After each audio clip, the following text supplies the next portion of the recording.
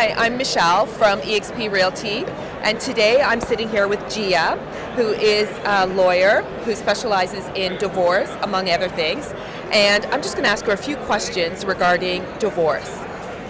Gia. Michelle. Pleasure to meet you. Absolutely. Yeah.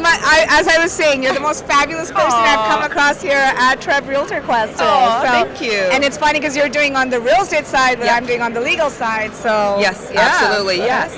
So I always come across women that have issues with the financial part of divorce. Now, they don't know, usually it's the male, the husband, that deals with a lot of the finances in the house. Now, the divorce has happened, and this individual, female, doesn't know whether she should keep the house or sell the house because the male took care of everything. What would you say is a top one thing that this female should know or do? So the very first thing is, of course, getting a really good idea, like because they've come through you, let's say, so they've already had maybe this conversation Yes. about what is the market value of this house. And you want to be careful because you're not giving an appraised value, but you're giving, of course, like a solicitor, like a realtor's opinion letter, Yes, right? correct. Like, this is what it could potentially go for. The second thing, and maybe it is the first thing, but we can pick and choose, is go see a family and divorce lawyer. Yeah. Because one of the first things when I get contacted is I'm going to get disclosure, like financial statements from the husband. A lot of them are entrepreneurs, investors. Some of them are high net, right? Yeah. And they might have crypto and things that the wife may not even know about.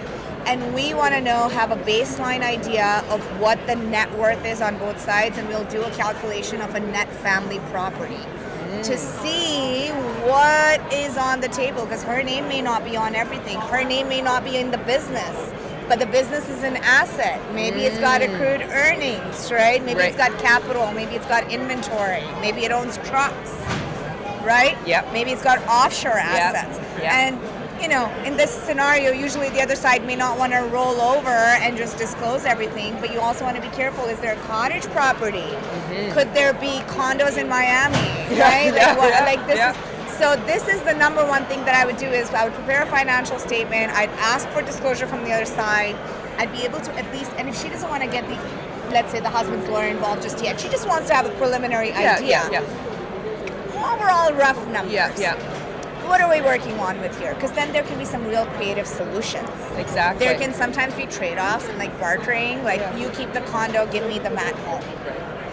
Yep. Right? Yeah.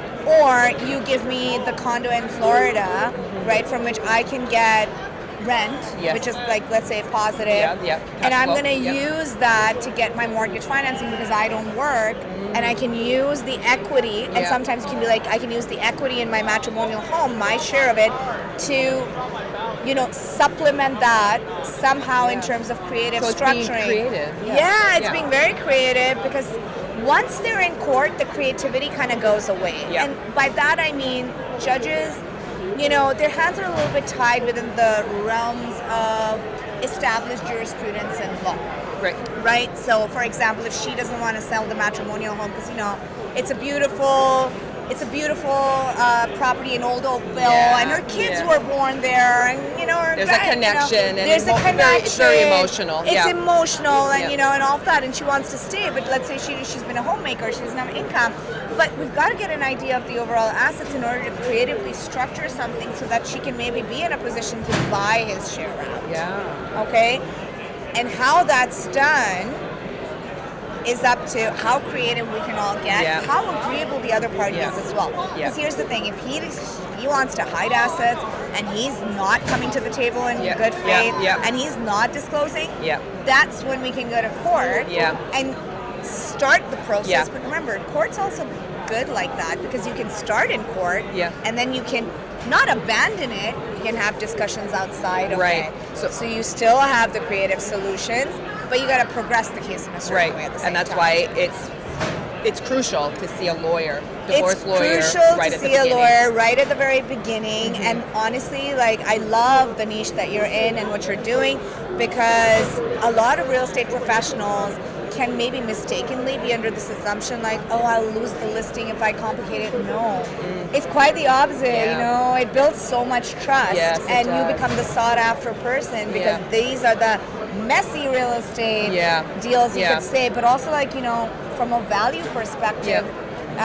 And I don't just mean monetary. I mean just like, you know, we're in this profession, right? You're in this profession. And I'm I've this been through it myself, so I understand it. So you know that, right? Spousal buyouts, bartering, like structuring, restructuring. Exactly. And you know, the more creative you can get with it, and provided the other party's coming into it with good faith, that doesn't mean they need to roll over and say, oh yeah, here, have it. Expect resistance, but as long as they're not, you know, there's no funny business going on. Right. In which case, the funny business can be dealt with in court. We can get disclosure orders and things of that sort, and then be like, let's go to mediation now. Let's go to arbitration now. Let's keep it private, right? And let's work something out. Exactly. Great. Well, thank you for answering that question. No, it's turned into been a real good conversation. I love it. So you know that you and I can have a great podcast. Yes, we can. Well, thanks for stopping by, All Michelle. right, for sure. And it was a pleasure to meet you. Yeah, pleasure, Jaya. Okay.